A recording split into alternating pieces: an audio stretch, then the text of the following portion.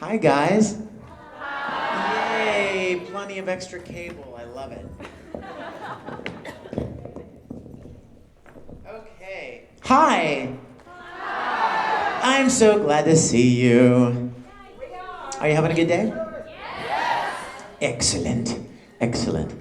My name is Vic. Don't even worry about the last name. Don't even look at it. It'll just confuse you. It'll give you a seizure. It's pronounced Mignogna. Would you believe after all the years I've been doing this and all of the videos and everything on YouTube, and people still write me and go, how do you pronounce your last name? Like, Mignogna, like tomorrow in Spanish. It's Italiano. Like lasagna. Lasagna, right? The GN makes a nya sound, so you say Mignogna. That's the right way to do it. I don't even do it right.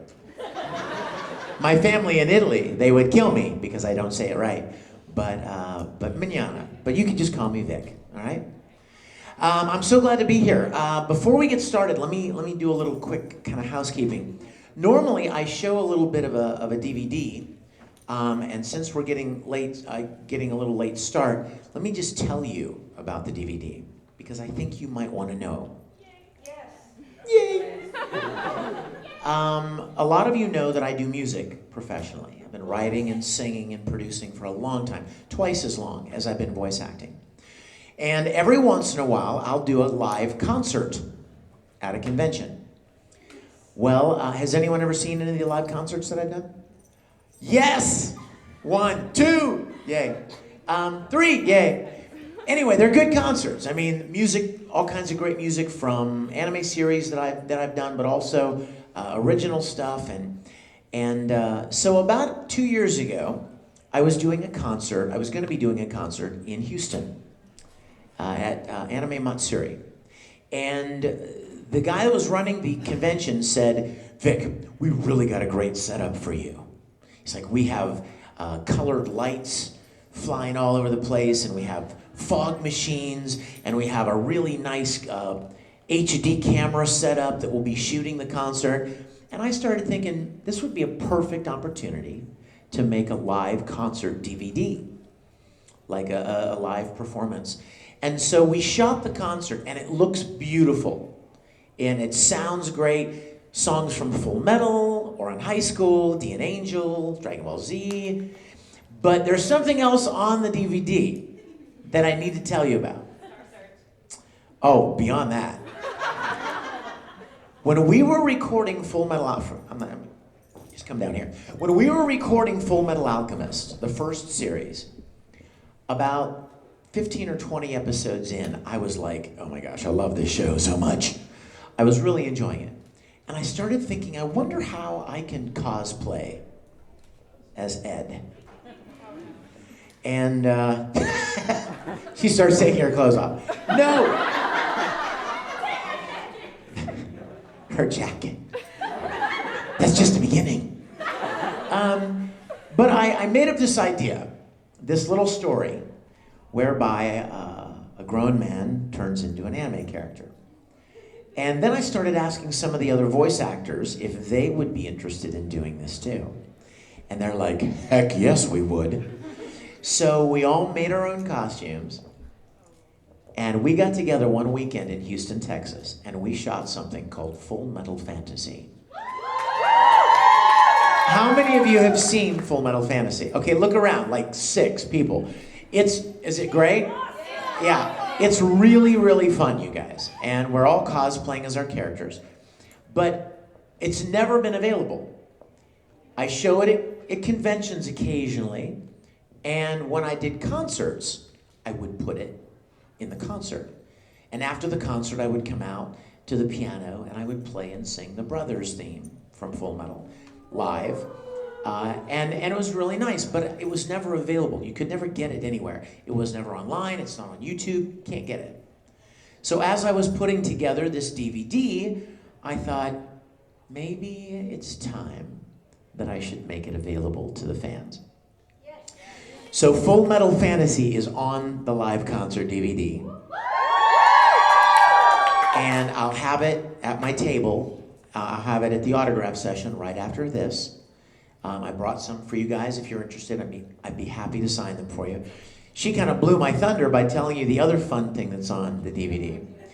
If all the great music wasn't enough, and Full Metal Fantasy isn't enough, long before there was an American Idol, there was a show called Star Search. You guys weren't born, but trust me when I tell you the tale, it was the preeminent talent competition in the United States. And I was a male vocalist challenger on Star Search in 1993. I had a mullet, and I wore a purple double-breasted suit. Oh, I was hot. There was a time. And so I didn't win, and I didn't really feel like I did a very good job, so I kind of buried the video. Like, I had a copy of it, but I wasn't about to show it to anybody, if you know what I mean. I mean, 4 million people saw it when it broadcast in 1993, but apart from those 4 million people who I've now killed, nobody has seen it. So as I was putting the DVD together, somebody said to me, "What are you going to put on the DVD for bonus features?" And I'm like, I don't know. And she said, "You got to put your Star Search performance on there." I'm like, shut up! No way. I'll never do that. It's humiliating. So I did it. It's on there. And so in addition to all the great music and great audience, and it looks wonderful. I usually show a little bit of it, but I'll just describe it to you. And Full Metal Fantasy, Star Search performance, it's a lot of fun. So I will have those in addition to my music CDs that a lot of you know about. At the autograph session, a lot of you guys wrote me ahead of time and said, "I'm coming to tchCon. Are you going to be bringing your music CDs and your concert?" Yes, I did. I brought them for you guys, and I would love to sign them for you. So I will see you guys, hopefully as many of you as possible, right after this at the autograph session. Okay? I'm working on a lot of new things right now, like 9 or 10 different animated things. There's a Pac-Man video game that I got to be a part of, which was fun, because it's Pac-Man, right? I mean, I remember Pac-Man when I was a little kid. That was kind of fun to be a part of Pac-Man. And Bleach is finally coming to a close. I think I mentioned that if you guys were in the earlier panel. I know. I didn't think that show would ever end, but it is. And Naruto, and there's a show called LaGrange. There's a show called Carnival. There's a show called Nura. There's Digimon Fusion. There's 4 or 5 others. I can't think of the names right now. Heroes is a really great thing that I'm working on right now. I think they're trying to see if they can get that one on TV. So we'll see. Keep our fingers crossed. Pokemon, the new Pokemon movie, and I'm hoping to get to be part of Pokemon more because it's Pokemon, right? So anyway, I'm working on a lot of things, and for those of you that know anything about my private passion, Star Trek.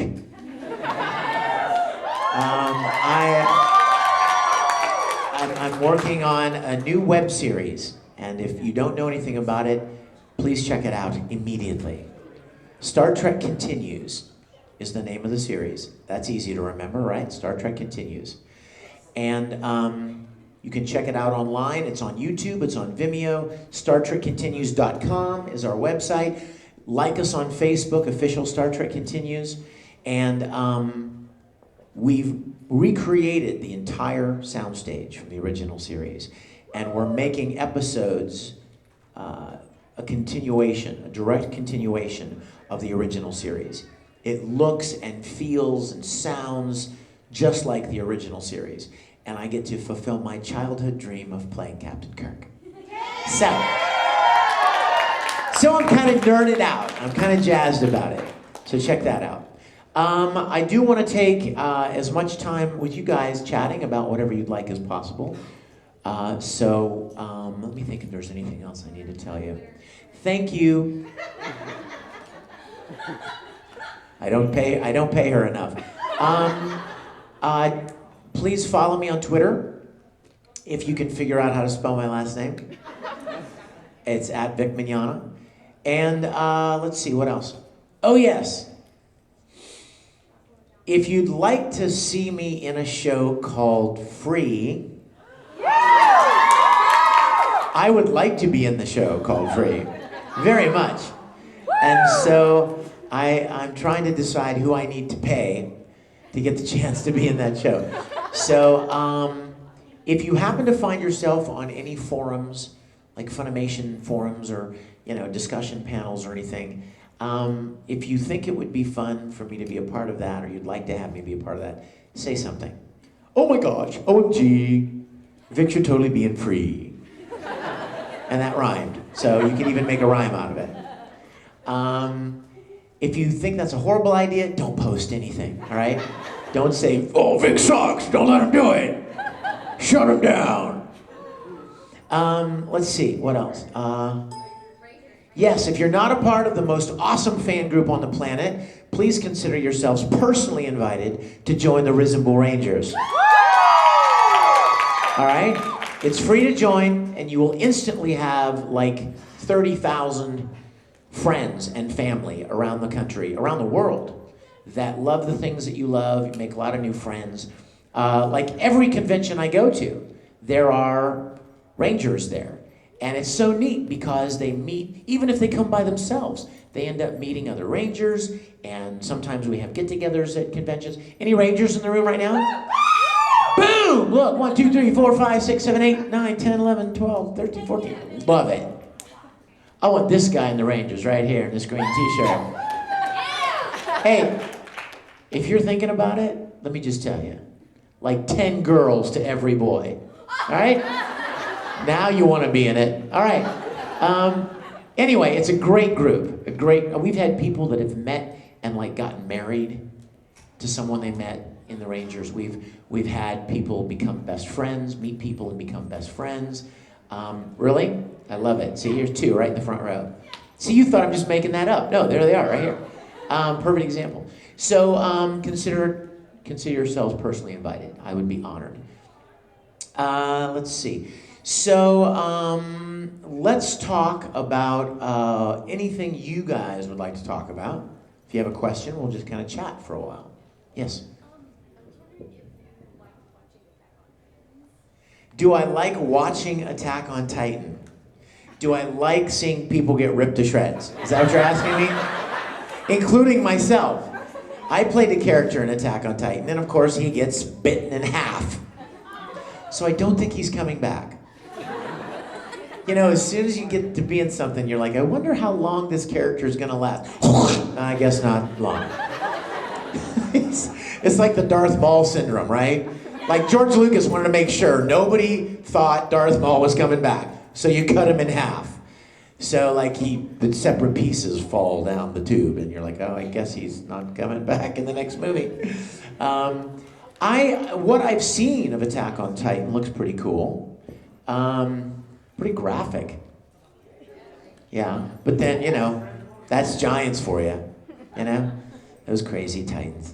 Yes? I hate to be that one person, but I kind of owe a friend something. She's a giant Edward fan. You can't use giant and Edward Elric in the same sentence. You must know that.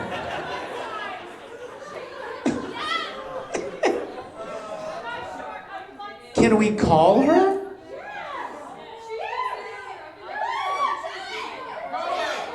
Okay, what is her name? Her name is Hannah. Hannah? Yes. Well, dial the phone number. Let's try it. Her name is Hannah.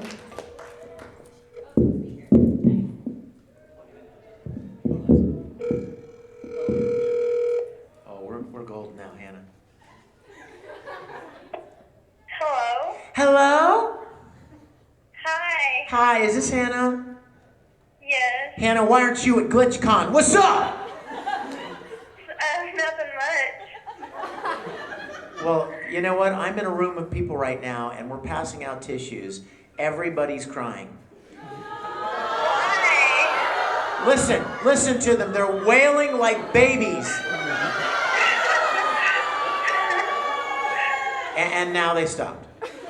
Because they're sad. They're sad that you're not here. That's why. Well, I wish I was.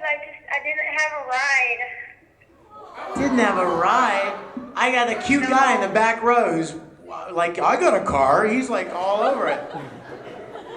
Well, listen. Let's plan a rain check, okay? So Okay. I want you to come to another convention sometime and say hello. Okay. Say hello and All right. and remind me that you're Hannah. Okay. Let's see. What can I give you to so that I'll remember Hannah from that we talked to on tchCon? I want you to look me right in the face and I want you to say, duck-billed platypus. Okay? Okay. All right, so you come up to me and you go, hi, I'm Hannah. And I'll go, okay, hi, Hannah. And you go, duck-billed platypus. And I'll be like, oh, it's you. Okay. All right, do we have a deal? Yes, sir. All right, sweetie. Thanks so much. We'll see you soon.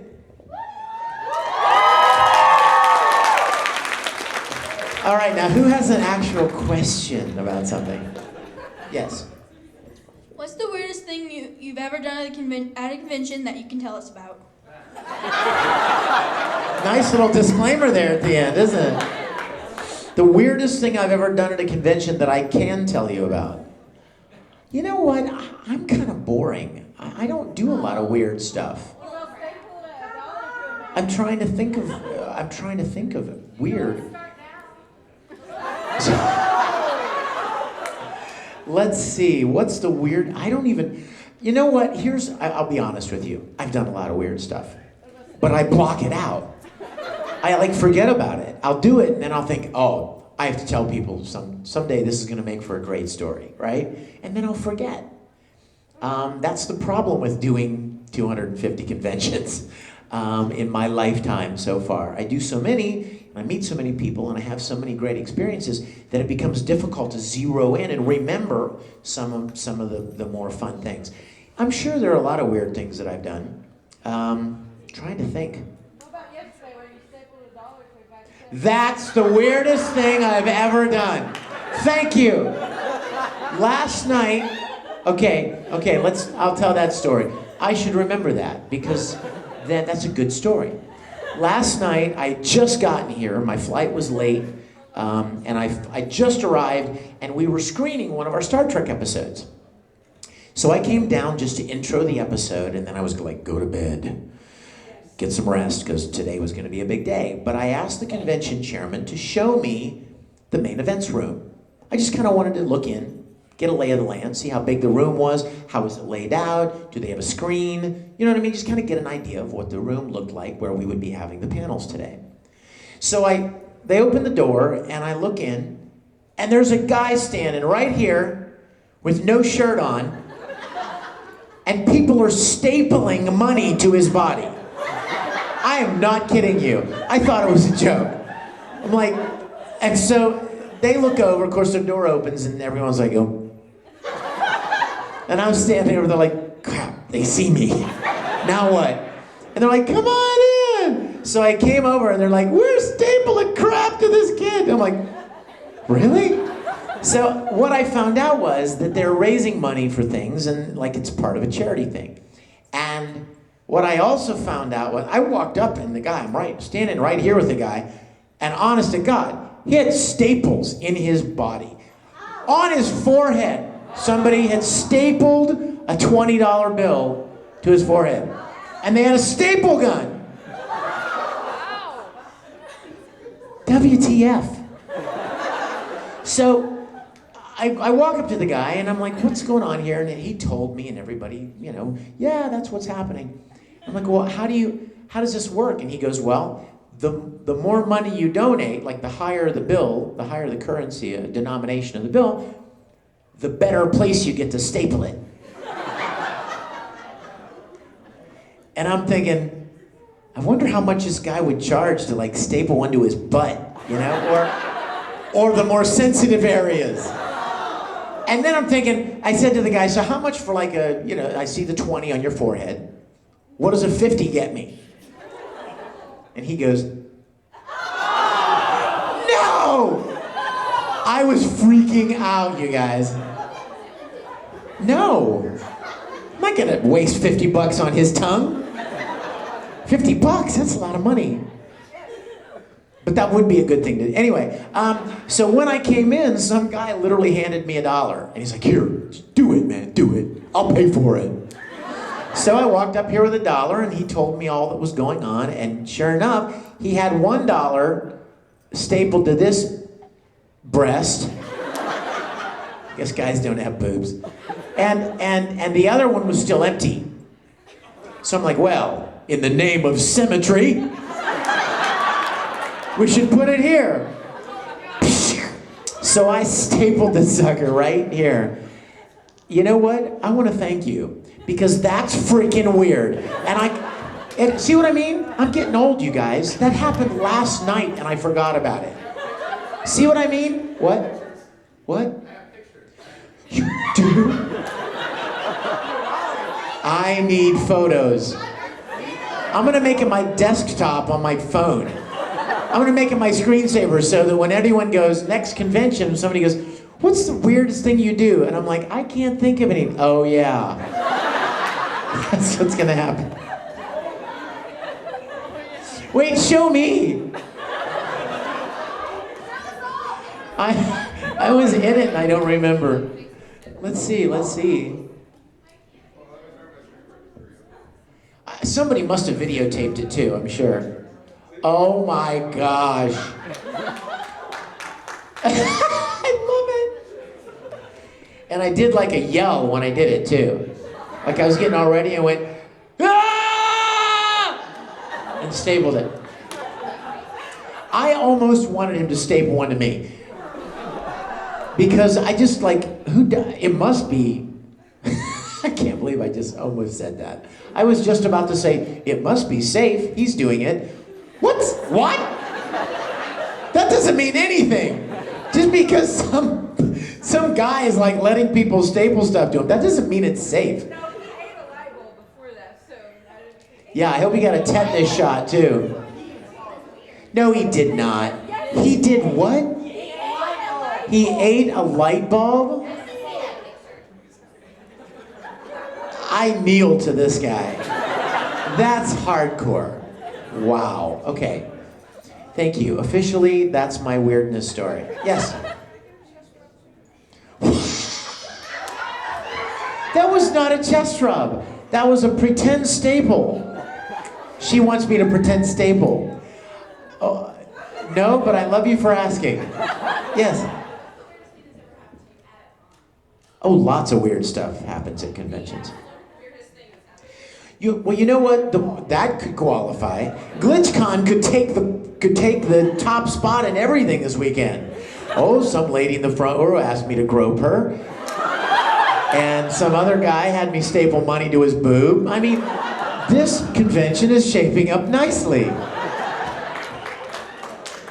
I'm gonna rename this convention. It's not gonna be tchCon anymore. What the? Well, you know what? There's a story that goes way, way back, and probably most of you have even heard it because it's been a long time. But a girl came to a convention, and during an autograph session, she came up and she begged me to let her lick my hand. And I was like, what? No, sweetheart, no. Control those desires to say things like that. Stop them before they come out of your mouth, right? And she starts crying. I was like, I can't believe this. This girl's crying and making me feel bad right in front of everybody.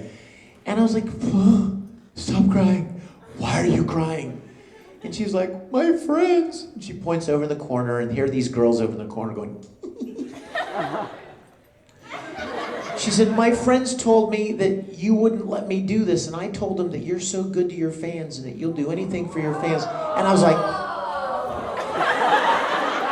I can't believe this is what I get for being nice to people. And so I was like, and she bet all of her money. I didn't tell you that part.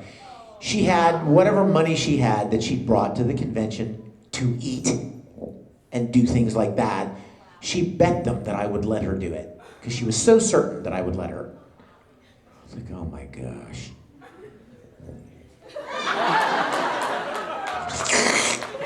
She did it. She let her rip. She had a big one too, what? A big tongue. And you know what's really funny is now she comes to conventions and brags about being the tongue girl who licked my... Like, that's not something you brag about, guys. If you achieve something in your life, be proud of that. Don't be proud that you licked some guy's hand. That doesn't qualify as an achievement. Yeah, I suppose. But, so that was a weird thing. That was a very weird thing. There have been a lot of weird things over the years. Who has a question not about weird, perverted things? Hi, sweetie. You do not look like a pervert to me. So I'm guessing this is going to be a good question. She's like, wait for it. Appearances can be deceiving, Vic. They can, but my question's not perverted. Go ahead, hit me. My friend's like, I'm gonna move away from you just Put a little distance between you. Yeah. Oh my gosh, I love your hair. Thank you. Is that yours? Okay. As opposed to a wig, like a little piece of... Oh, I love it. Can I lick it? I'm just kidding. She's like, you just totally went weird on me. You're a pervert. No, if I actually just walked up and licked it, that would be a pervert. To politely ask to lick it, that's different. What? What's wrong with me? I'm in a weird mood today. Yes. Have you ever had a line for any character that you just did not want to read? Like, you're fine with the character, but that just one line, you're like, can I not? Oh yeah. There was a character that I played years ago, many years ago, in a show called Full Metal Panic. Does anybody know that show, Full Metal Panic? I played this character named Kurtz Weber. He's a pervert. And we just started recording this show. We were in like the first episode. And as you know, the first episode is typically kind of like an introduction to the characters. This is what this guy's like, this is what this guy's like. And they kind of, establish the different personalities of the characters. Well, Kurtz Weber is like, what's the word? Like misogynistic kind of a guy, hitting on all the girls, and being all full of himself and arrogant and a little pervy. And I'm trying to do these lines, and I'm thinking, some of them, I did one. I'll never remember. I might as well just tell you because, I'll never forget is what I meant to say. I always remember this line. And I might as well tell you because it's in the show. But Kurtz Weber, he says to, is it Mao, the girl? There's this girl that's part of the team. And he says something like, I'll have you scratching my back and begging for more. And I was like, is this really necessary? So I did that line, and then some of the lines that followed were similar. And there were a lot of pointless expletives, pointless profanity. Now, let me just say this. I'm not like a prude. If there's a character or there's a scene or something that I feel like it really needs that, okay, I understand. But if it doesn't need it and it's superfluous, I really don't feel good about that. So I said to the director, there was a line we got to, and I read it, and I'm like, there's no reason for me to say it's such and such effing blankety blank this. And the director says, well, if you can communicate the same sentiment and rewrite the line without all the profanity, try it, and I'll tell you if it's okay. So I sat there and I looked at the line for a minute, because the timing and the length of the line needs to be the same. I'm like, well, if I get rid of that, that's 2 syllables right there, and if that's okay, Okay, I wrote myself a little pencil line, and I said, okay, let's try it. And I did it, but I gave it all the attitude of the profanity without the profanity. And the director was like, all right, that was fine, let's move on.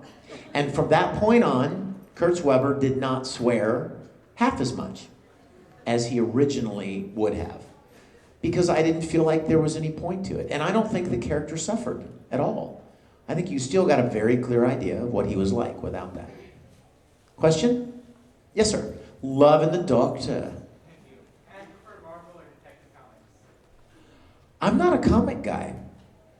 You know what? I would hate for you guys to throw chairs at me, but I don't really even know much the difference. I don't even know if you were to say what comic company makes such and such character or such and such, I would be like, I don't know. I don't follow comics very much. How about you? What's your favorite? Detective? Nice, awesome. My favorite's Detective Comics. Right, there you go. Which anybody that makes a good one, I'm all for that. I don't really just follow you. Ooh. My favorite anime that I never worked on. Well, I have a few answers. You ready? First of all, I almost got to play Claude in Black Butler in season 2. Are you Claude? You're beautiful. Apparently my English accent wasn't good enough. Well, I auditioned and they're like, I don't think the British is quite good enough. I'm like, damn it all. I'm hurt, you've hurt me. Anyway, so there was that. But and Black Butler's a great show, so I'd love to have been a part of that. I just played a role. Oh, I shouldn't talk about that. No, I better not say that.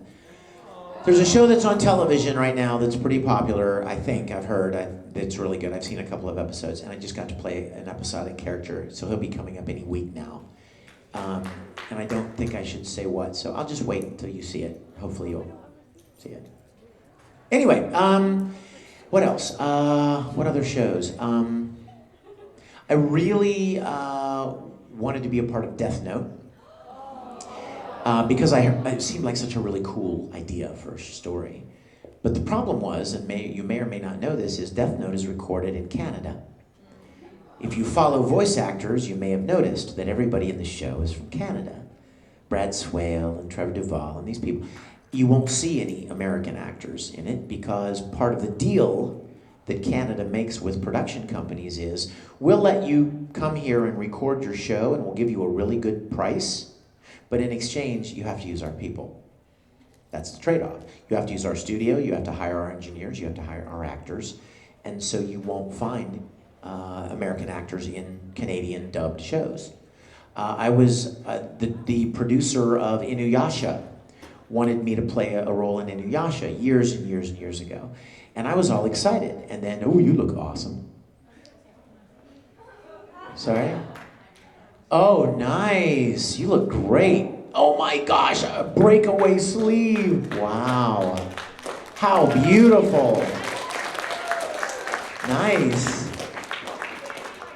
I think you need to have your legs surgically shortened, about 5 inches though. You're a monstrously tall Ed. Anyway, you look great. Anyway, yeah, and he wanted me to play a role in Inuyasha, and then he found out that he couldn't hire American actors. So let's see, what else? I'm hoping to be very much hoping to be a part of the new Sailor Moon thing. I didn't get to play what I was dreaming of playing. That was Tuxedo Mask, but that's okay. Hey, you know what? You win some, you lose more. So, there was a show that I did years ago, and I actually was in it. This isn't something I wanted to be in and I never got to be in. This is something that I was actually in, and then the company that was dubbing it went out of business. I was so in love with Sergeant Frog. I was playing Keroro. I was playing Sergeant Frog in Sergeant Frog, and we were having the time of our lives. It was so much fun. We had recorded at least like 15 episodes. We were well into it, and the company that was dubbing it went out of business. And so they lost the license to all of the shows that they had. And another company picked it up, and another company started over from scratch and recast the whole thing. So I was actually getting to do that one, and then I lost it. There was another show, you guys remember a show called Gurren Lagann? That show was being dubbed by the same company that went out of business, and I was playing a character named Viral in Gurren Lagann, and then the company went out of business, and so they lost Gurren Lagann as well. So both of those shows were shows that I was working on, and then wasn't. There are a lot of shows that I'm hoping to be a part of. I mentioned one already, Free. But I get most of my information from you guys. You guys tell me stuff that's really good, and then I look for it. And you know, one of them that I give you guys complete credit for is Vampire Night. I was coming to conventions, and I was seeing people dressed. I was seeing people dressed in those uniforms, and I was like, "What's this? What's that? Oh, this is Vampire Night. Oh, cool, cool." And then I would look into it, and people were telling me it was a good show, and you should try out for this or that. So when that show finally got dubbed, I was really excited to audition for it because I knew about it from you guys. Question? Yes? I probably know the answer to this question already, but I figured this would be a fun one. If you had the chance to do it all over again, would you, and would you do anything differently? Wow. You know, I as I get older, I think about stuff like that. You know, I'm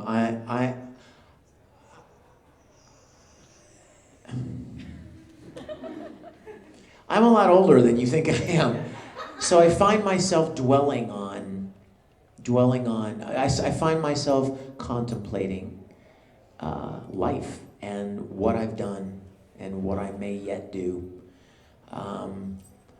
And I have a very different perspective at my age now. I go do conventions with somebody like Todd, and Todd's freaking 30 years old. You know, he's like a kid. He could be my son. I'm not kidding. I don't want to scare anybody, but this month I'll be 52. So I have a very different perspective, right? I do stuff with Todd, and Todd's like all about, you know, young and gonna live forever, and he's on the rise, you know what I mean? Like he's doing, and I feel like I've kind of had the opportunities that I had, and I did the best I could with them, and now I'm just, you know, enjoying what I get to do, and what I don't get to do, I don't get to do. But I when people ask questions like that, it makes me really think, because there are a lot of ways my life might have gone. Are any of you familiar with a Christian band called DC Talk? Yes. I went to college with those guys, and I actually produced their first record. And at the time, there was a possibility that I might have been the third member of their band instead of Kevin Smith. Kevin, Mike, and Toby are the three guys in that group, and they've made millions and, you know, done a great deal of wonderful music in contemporary Christian music. And I often think to myself, how would my life have been different had Toby asked me to be the third member of DC Talk? There would have never most likely been any voice acting career. And how different my life would have been. It's really amazing how little choices that you make can completely change the course of your life, you know? You meet one guy, and they encourage you to try something, and you try it, and it takes you in a completely different direction. When I started voice acting, there was not a clue that it would ever turn into what it has turned into. Not a clue. I mean, anime was this little tiny subculture of, you know, niche of something really cool and interesting. And only like the really kind of people in the know knew about it, right? It was like this underground thing. So when I did my first voice acting gig, and I mentioned it in the other panel, played Vega in Street Fighter 2, I thought it was just kind of a one-time deal. I thought, well, that was fun. To think back when I started and had no clue that my life would go the way it has gone. And I am beyond grateful. I mean, I am so overwhelmed with what I've had the privilege to get to be a part of. But I don't think I would do anything differently. it's easy to second guess yourself, hindsight, like they say, being 2020. You can always look back and go, man, I should have done that, or I wish I'd have chosen that. But you couldn't have known at the time. So I just have to trust that kind of God has had his hand in everything that I've done, and I tried to make the best choices I could, and trusted him to kind of send me down the paths that I was supposed to go on. And I screw up all the time, you know? I mean, we all do. But, you know, you just do the best you can. You do the best you can and move forward, like Ed says, you know? Got a good set of legs. Just get up and use them. Just move forward. Question? Yes? I know you said you missed like Edward and like Orin High School Tamaki and everything, but do you ever miss like some of your older ones like Princess Nine and Vega and Generator Gull. Oh my gosh. Has anyone ever heard of that show? Generator Gull. It's a show that I did years ago, and there are only 12 or 13 episodes, and it was my favorite thing of all time, like until Full Metal. It's a great show. You guys should check it out. It's one of those little jewels that you wouldn't know about unless you heard about it from somebody. The guy that directed Full Metal directed Generator Gull. It's, I mean, the Japanese guy, and it's amazing. Check it out. But yeah, I often think back about those kind of characters. And it's funny, I often wonder how I might have done them differently had I known then what I know now. You know, you develop your skills over the years, and you feel like you get better at things. And it's like hearing a song that you wrote when you were, you know, like just starting to write a song, and you hear it now and you're like, oh my God, that's horrible. But that was where you were.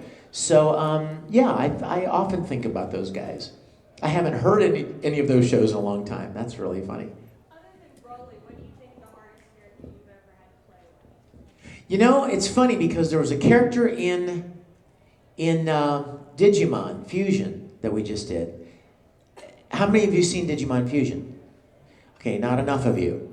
But in Digimon Fusion, there was a character in it. I played this character named Christopher.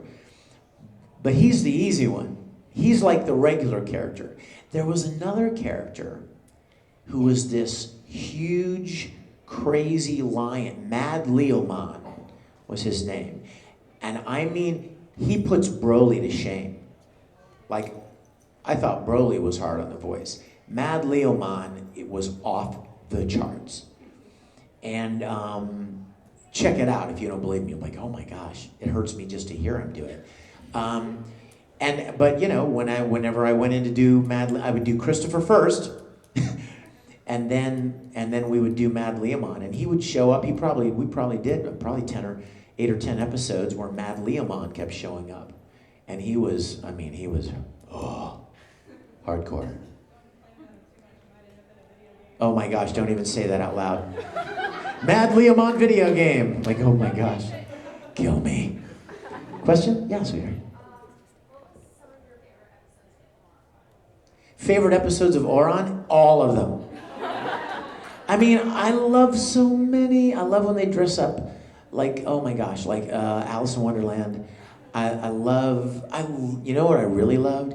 I loved the one where they do the backstory about Tamaki meeting Kyoya for the first time. I loved that so much. I love the very first one. The very first episode is like absolutely off the charts hilarious. Gosh, so many. They dress up as knights. Like, I love that one. Oh my gosh, Lobelia! Oh my gosh. I love so many of them. And I love the one where he first met Kyoya. And they go back to Kyoya's house, right? And he's all freaking out over the katatsu table, and he's so excited to have a friend. You know? I loved that episode. Yes? I still have that clip from Envy if you'd like to hear it. I'm sorry, the what? I have a voice clip of myself doing Envy. Will you show me, will you play it for me at the autograph session? Yeah. Good, awesome. Yes? Is it okay? Yes. You know what? And like feel it too. It's like really soft and stretchy. I bought this last week at San Diego Comic-Con. I was walking around and I was signing autographs there, and I had like an hour to walk around and look at stuff. And if you've ever been to San Diego Comic-Con, an hour is not even near enough. That's just enough to find out where stuff is. But I was walking around, and there's a store. In fact, I think they're online too. And there's a store, and they have a place in Hollywood on Melrose called Shrine. There's a store called Shrine, and they have some really cool stuff. So that's where I got it. They had a long sleeve version too, and I bought that one too. Because, you know, when it gets cold out, it didn't have a zipper, it's just to kind of pull over. But thank you for that. You're very kind. Oh, and you had 2 questions. Have you ever thought about doing an Oron version of like Full Metal Fantasy? Oh my gosh. You know, probably not, because Full Metal Fantasy got me in enough trouble. I will tell you that back when I did it, we started showing it at conventions, and fans were really enjoying it. And Funimation called me, and they said, "What is this Full Metal Fantasy thing?" I was like, "Well, no, it's just a little fun, little live action thing we did." And they're like, "Dude, you can't just make Full Metal Alchemist. It's a licensed show." And they were afraid. It wasn't that they had some problem with me doing it. They were afraid that it would upset the Japanese, who own Full Metal Alchemist. So I was like, well, how could they be upset? It promotes their show. I mean, how many shows can say that the cast loves it so much that they dress up and make a little live action thing, right? I mean, you would think that would be a great promotional tool. And they said, yeah, you would think so, wouldn't you? But some of these Japanese companies don't often think that way. They have a different kind of a approach to business and stuff like that. And so Funimation asked me not to show it for a long time, for several years. I made it, and then we showed it for a couple of years, and then we didn't show it for several years. And then Brotherhood came along, and when Brotherhood kind of took over, you know, and that was the new Full Metal, then this thing that I did based on the original years ago wasn't really much of a problem anymore.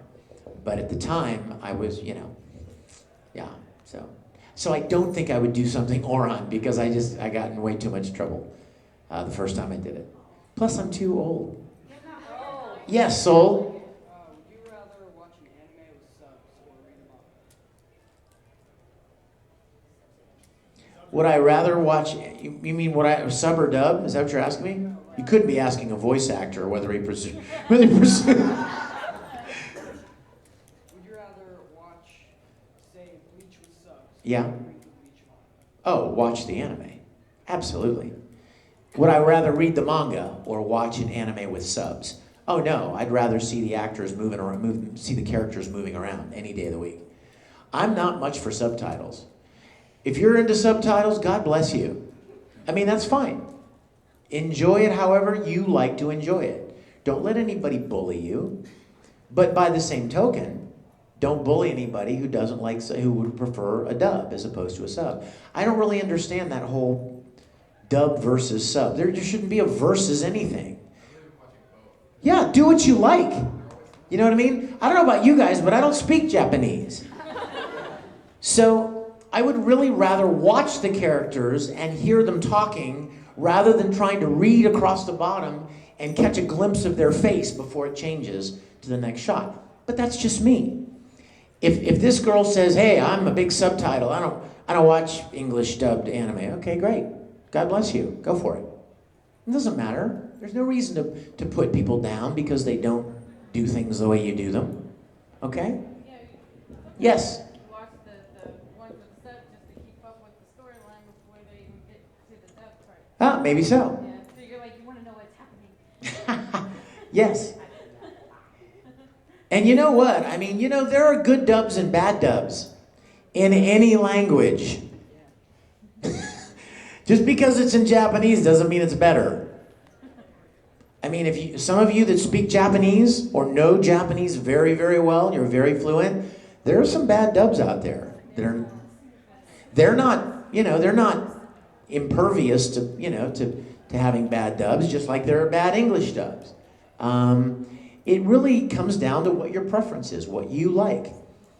One of the biggest compliments somebody can give me is to say a couple of things like, number one thing that it really just humbles me when people say is, I watched Full Metal in Japanese and I like your Ed better than the original. I mean, now, it's not that one's better than the other, it's what you prefer. But that's an extreme compliment to me, because Romy did an amazing job with Ed in the original Japanese. Other people have said, I don't even like dubs.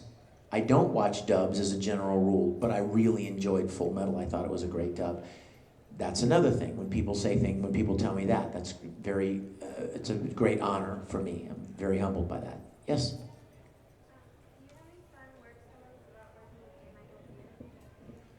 Do I have any fun stories about working with J. Michael Tatum? Well, you guys may not know this, but we don't actually work together. Nobody actually works together. When we record shows, we record alone. There isn't anybody else there. So you could conceivably do an entire show and never meet any of the actors that are in the show with you. That's the only time, conventions really, is the only time you get the chance to interact with these people. And J. Michael Tatum, the first time I got to interact with him was when we did a commentary for Oron. And he's a hoot. He's a great guy. But I like him a lot. But I don't get the chance to interact with the other actors much. Doing conventions is the best chance we have. Some of my best friendships with people like Aaron Dismuke and Todd and Caitlin and Monica and on, Steve Bloom, and on the list goes, are because we did conventions together. And you feel like you know the people. You know what I mean? Like, I may have never met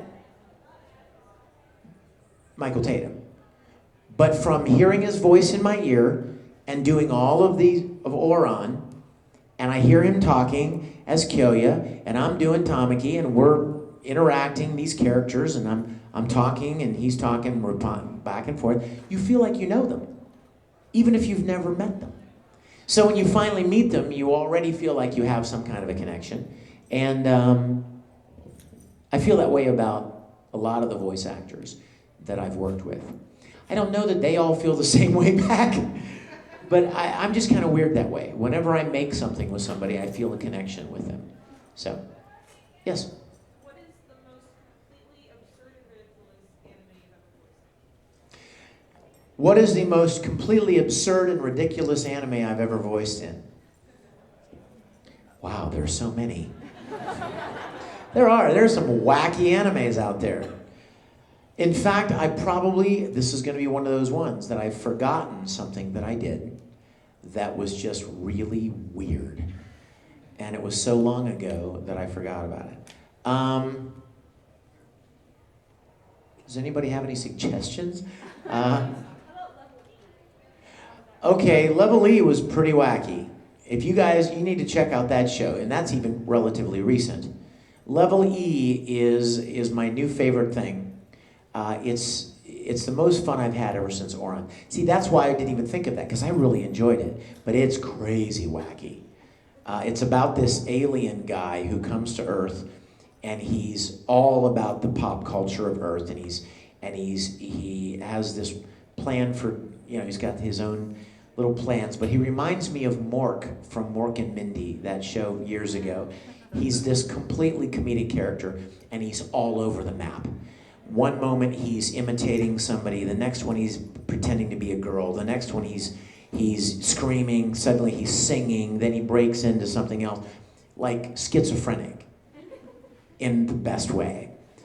And when the director cast me to play this character, by the name, the character's name is Prince Baka. So clearly enough of you know that much Japanese that you know what baka means. But he the director said to me, "You can do anything you want." And I was like, "Really? What do you mean? What do you mean?" Because you don't get that direction from a director. Usually, like, do it this way, or you've got a little wiggle room here, but this is how I want you to do the character. And like Tamaki, if I'm playing Tamaki's a certain kind of person. So Tamaki would never do certain things because it's not in his character. But this guy, Prince Baka, the director was like, anything you want to do is fine. So I didn't really believe him at first. And we got to a point in the first episode where I wanted to like perform the line like Yoda. And I said, "Can I do it like Yoda?" And he goes, "Sure." I was like, "Wait, really?" And then the next thing you know, I'm singing the next line, and the next one I'm doing it like a little Japanese girl, and then the next one I'm doing it like a monster, and the next one I'm doing it like the Emperor from Star Wars, and the next one I'm doing like Krusty the Clown, the next one I'm doing it like William Shatner from Captain Kirk, and I mean, whatever, anything I could think of, he let me do it. So, level E. Check that out. That's a weird one, all right? Yes. I think we have time. This is probably our last. No, we don't. We have a little extra time today. Okay. When you were doing the emotional scenes particularly for Edward, how did you tap into those raw emotions, especially at the end where Ed suddenly realizes he has his arm back, but he finds out that Al sacrificed himself for it. How did you emotionally prepare yourself to get to that level that Ed was feeling? Well, you know what, sweetheart? For better or worse, I tend to think that I kind of wear my heart on my sleeve. I kind of find myself very emotionally, expressive. And I've been acting since I was a little kid, and I write music, and I pour my emotion out into songs and acting since I was a little kid. Even when I have a conversation with somebody, sometimes I'll get really, enthusiastic and emotional. Maybe it's partly because I'm Italian, and they're kind of out there anyway. But that's always been who I am. So I'll be honest with you, it really wasn't hard for me to tap into that because by that point in the show, I had fallen in love with these characters. I was so in love with Ed and Winry and Al and even Mustang and Hawkeye and Auntie Panaco, and you know what I'm saying? I was so caught up in the story that when something dramatic would happen, I found myself in tears over it. So it wasn't hard for me to communicate that when I was performing the lines because I was personally moved. In fact, when I would get upset, when I would get really emotionally moved by a moment or a scene, the director would say to me, "Do you want to take a minute to, do you want a minute?" And I would say, "No, heck no. Let's record it now, right? Get it now while it's real and spontaneous and visceral. Because why have to recreate it, right? I mean, get it now." So when people say, "It sounded like you were really upset when you did that." Yes, that's because I was. There were only a few times at the very beginning of the series when I was acting like I was crying or anything, and that was because I had not yet I was still kind of getting into the show. But by the 8th or 9th or 10th episode, I was loving it, and it really hit me.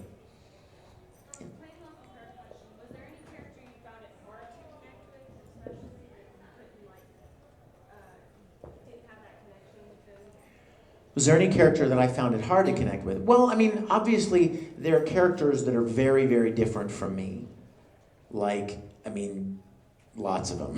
Playing a bad guy, like we talked about this morning, playing some kind of a psychotic maniac or a murderer or, some kind of a crazed killer or a pervert or any of a number of things that are not me. I don't connect with them in that level. I don't know what it's like to do some of these things or to have that kind of an attitude. And that's where the acting comes in. As I said also this morning in the panel with Kyle, A good actor will try to find something about any character that he connects with, something that he cares about. And even if it's a bad guy, even if it's a villain, if it's a well-written villain, no villain thinks of themselves as a villain, typically. They think they're doing the right thing. You know what I mean? They have reasons for why they're doing what they're doing.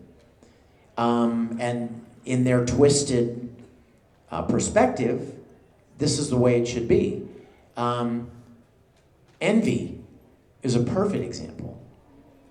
Envy was so evil all the time. And I remember the whole series thinking, what's up with envy? Like, why does envy hate Ed and Al so much? Why is envy so vicious, so cruel? And then I found out that Hohenheim abandoned envy in favor of Ed and Al. I'm like, oh, well, I don't approve of envy's methods, but I can certainly understand why he is so angry. Even villains have a deeper kind of a background if they're well-rounded, and you find why they feel the way they do, why do they do the things they do. But they're the weird characters. You just kind of do the best you can with them, make you think they're weird. Yes. See, now Hughes was a perfect example, because you know what? When Hughes died, Ed and Al weren't there, right? They were off doing something else, and they didn't know that he died, right? And a long period of time went by before Ed found out. Now, Vic knew that Hughes was dead, but Ed didn't know. So every time I would come in to record, I would say to the director, do I find out today? In the episodes we're recording today, do I finally find out? And he's like, nope, not yet. So I was waiting, anticipating the episode where I would finally get to play the moment when Ed finds out that his dear friend Hughes has been killed. So I had to hold on to that one for a long time, because a lot of time went by. Yes, sir? Okay, I've got one quick yes/no question. You said a minute ago that you love the characters from Full Metal. You love them enough to give Alphonse a hug. Do I love him enough to what? Give Alphonse a hug. Oh, everybody gets hugs. Come up here, Alphonse. I don't want to alarm you, but there's a cat on your head. What's your name? Lauren. Hello, Lauren. Oh, you were Tamaki last night. Wow. And then the actual question was, I've been told to ask you about the donut story. Oh, don't listen to those people that tell you to do stuff like that. If they asked you to jump off a bridge, would you? Yeah, I would. Where's the bridge? Oh. What? I bet you'll let me staple something on your boob too, won't you? You know what? That's right. Yeah, I've done that. Hey, want to staple something? No, I've done it. The donut story. Oh my gosh. Why do people want to still hear this? You don't know it? It's only on YouTube 800 times. Well, in a nutshell, in the very first series, did you see the first Full Metal Alchemist series? There was a couple of episodes called The Other Brothers Elric, and it was about the two Tringham brothers that were impersonating Ed and Al. Remember that? And in that one of the episodes, in the very first episode, where they meet the Russell Tringham and who was his brothers? Right. And Ed met the guy that was impersonating him, and they get into a fight. And Russell Tringham punches Ed in the face. And the next scene, I'm recording, I'm in the booth, and I'm watching the video, and going through the script, and I'm looking up. And the next scene, Ed's face is all swollen up. And I'm like, oh, look, he's so cute. Got a little puffy face. And so I said to the director, you know, he's got a big puffy cheek. He would probably sound different. You know, it would alter the way his speech is. And the director said, well, what do you want to do? And I said, I'll be right back. And I ran to the vending machine, and I started scanning the vending machine for something that I could put in my mouth. Food. And and I found, and there they were, like the perfect answer. The little puffy powdered sugar donuts. About this big, fit perfectly in the cheek, and they're puffy. They're not hard candies, you know. And so I bought the little thing of 6, package of 6, and I ran back to the studio, and I was so proud of myself. I'm like, I'm an actor. Like, I care about my craft so much that look at the lengths I go to make it sound right. And I stuck the donut in my mouth, and I'm like, all right, let's go. And we started recording, and I did the first line. I think if I remember the scene, Ed was like laying his face on Al's armor because it was cold. It was cool. He's like, oh, that feels good. You know what I mean? And so I did the first line, and I was like, dang, that sounded awesome. And the director was really happy. But after you record the line, there's usually a minute or two where the engineer is doing his work, like shifting the line around to make sure it's in sync, and labeling it, logging it away, blah, blah, blah. So while the engineer is doing all of that, I'm doing this.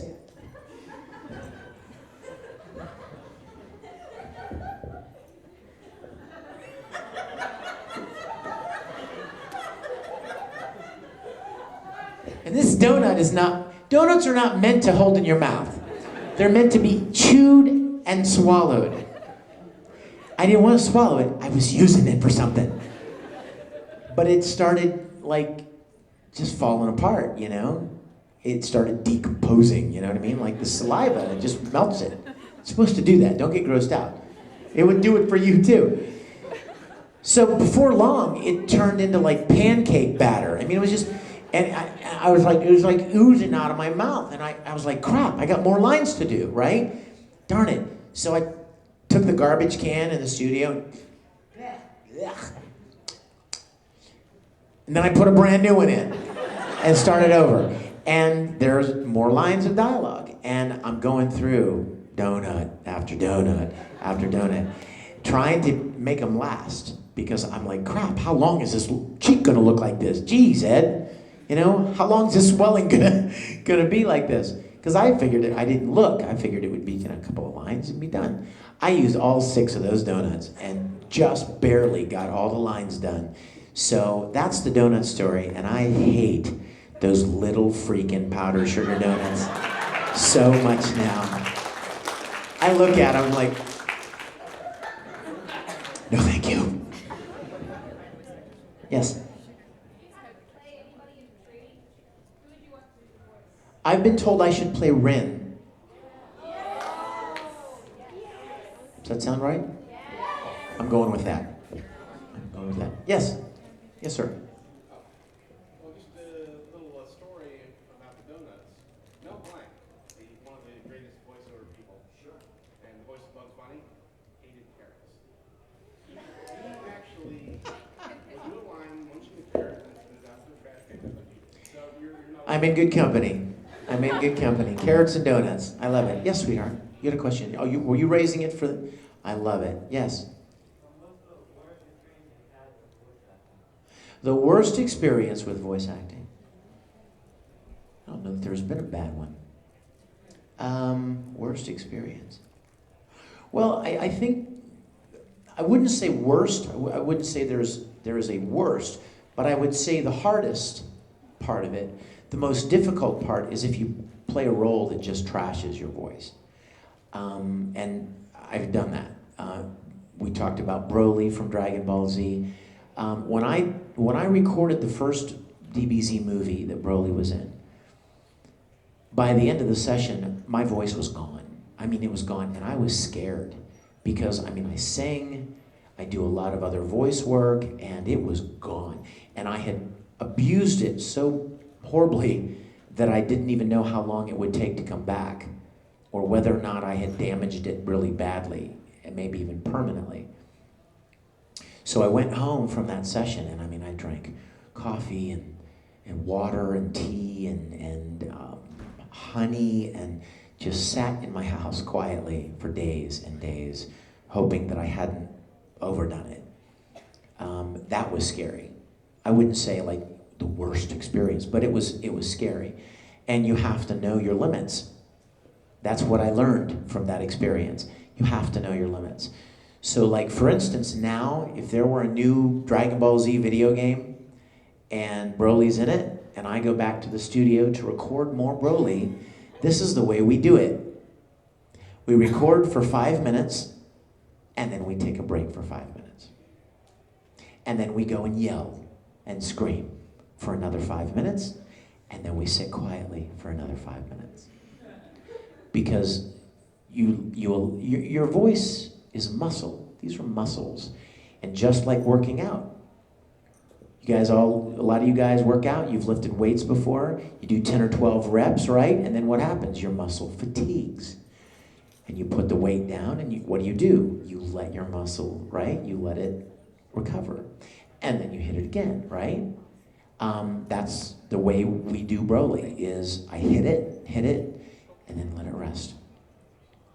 Drink some water, let it rest. Hit it, let it rest. So if you overdo it, you could be hoarse for a month, and then you'd be out of work if you do work that requires your voice, right? Yes, sir, in the back.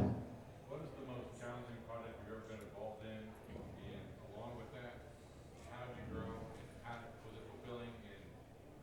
And in the fact that it was fulfilling, what aspect of it helped you grow as an actor? Or You mean, did you say the project, the single project that?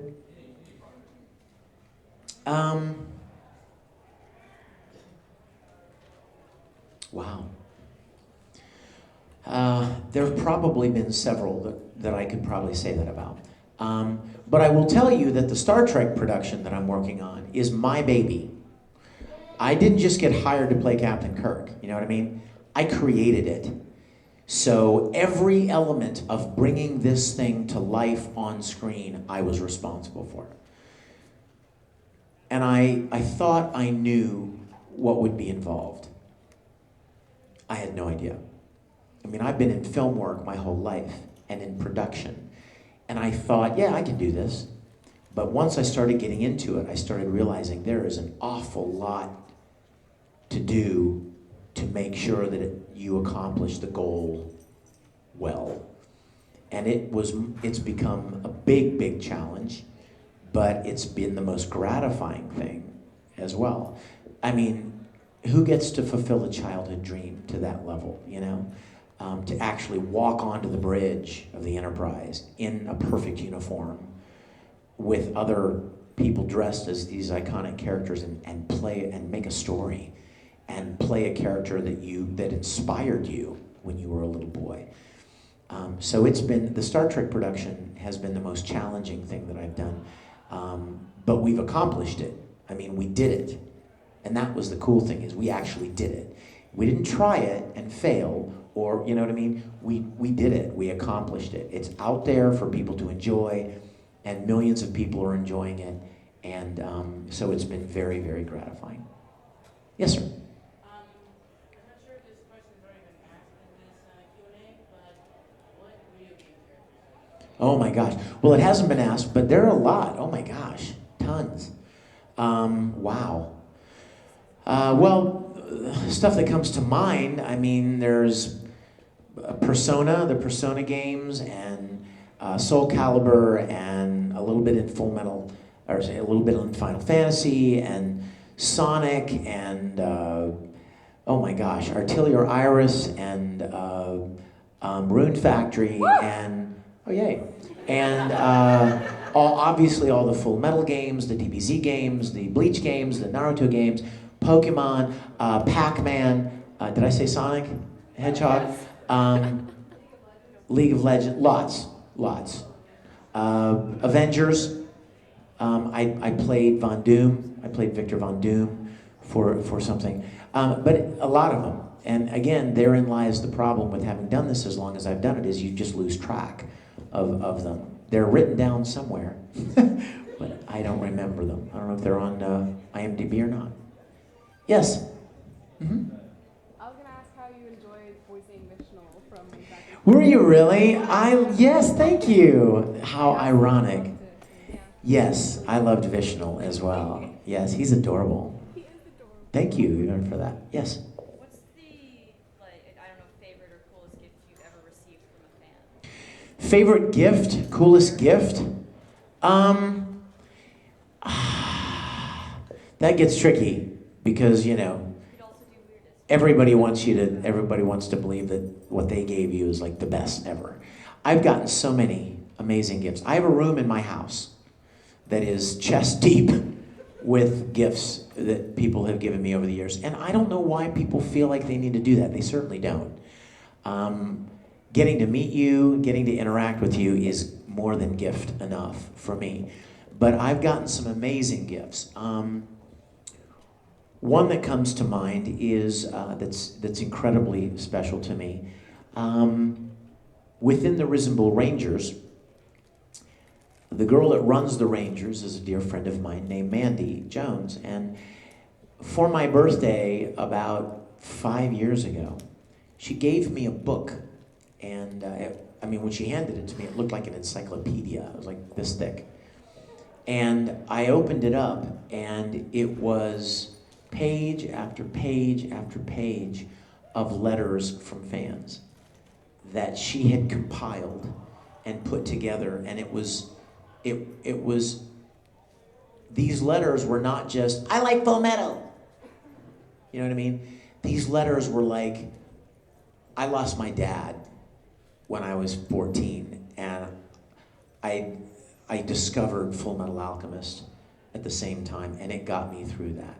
Or I get bullied at school, or my parents divorced when I was 16, or whatever. Heavy life stuff. And something that I worked on, or maybe met them at a convention and gave them a word of encouragement, something made a big impact on them, and they wrote these letters. And it was like this amazing book, hundreds of them. And I sat there looking at it, just in tears, thinking that when I started doing this, I thought I was just like making cartoon voices, you know? I mean, I'm just recording these characters. No big deal. But when I started realizing that a lot of these characters and a lot of the stories and a lot of the shows really impact people at specific times in their lives, many times, where they needed something to push them forward, or to encourage them, or help them build a bond with their mom or dad, or their brother or sister, or help them meet new friends, or any of a number of things. When I realized that I could be a part of those things that meant so much to people, it really opened my eyes. And what I realized was that I get the chance to be a part of something just like Star Trek was to me. When I was a little kid, I was inspired and encouraged. My parents divorced at the moment that I discovered Star Trek. I realized the reason I loved Captain Kirk and fell in love with Star Trek and wanted Captain Kirk to be my dad and be a father figure was because my dad was a bozo and he was gone. My parents divorced and he left. I never had any relationship with him. How ironic that I would find this TV show with this strong, brave man, that I could look up to. And when I realized, wow, I get to be a part of these different shows that mean something to people in the same way that Star Trek meant something to me, like my eyes were opened, and I was beyond grateful and thankful for what I get to do. So I could never even communicate how much it means to me to be able to do what I do. Sure, there are a bunch of crazy, wacky characters, and it's fun and entertaining, but that gift, and by the way, I have since received 3 more books this thick. And you remember I told you the room that has all the gifts in it? Those books are on the coffee table in the living room. And when I'm 80 or 90 years old, which isn't too far away, I imagine myself having those books, you know, and having that keepsake of things, expressions and sentiments from people all around the world, that I was able to be a small part of their lives. Those kind of things may be the most precious thing of all to me. You guys, yeah, we're right about out of time. Let's take one more question. Yes? Have you ever scared a fan before? And if so, what was that most? Scared them? What? How? Scared them how? Because you actually came to Arkansas Anime Festival, and it was with Todd Harborthorne, Chris Ayers, and Wendy Powell, and you all 4 were at the VIP dinner Yeah. Friday night before the convention. Yeah. You came up behind me and did Broly voice right in my ear, and I almost threw water on you because you scared me. Because I was screaming in the middle of a restaurant. Really? Did I really do that? Yes. Are you sure it was me? Yes, you left me and Could have been somebody else. if you signed my poster, hugged me, and said, sorry, I didn't mean to scare you, and went back and sat down. Why did I choose you to do that to? I have no idea. Were you making fun of me? Were you hating on me?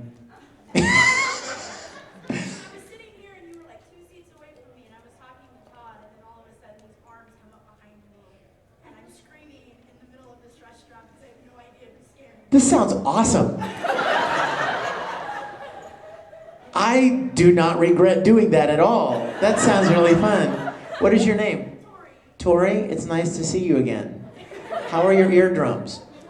They good? Did they survive the Broly yell? They survived Broly. Oh, good. Thank goodness. Well, I guess the answer to your question is yes, I have scared fans before. See, that was a trick. Did you see what you did there? He's trying to set me up. Have you ever scared a fan?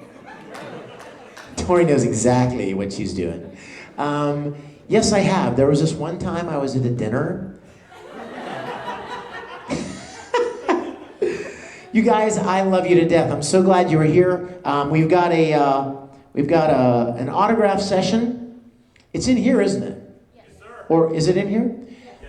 So I think there's a VIP thing first.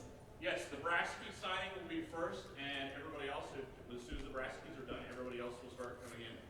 So I'm so glad you hung out with me for a little while, and I look forward to seeing you guys throughout the day and tomorrow, okay? Thanks so much for coming.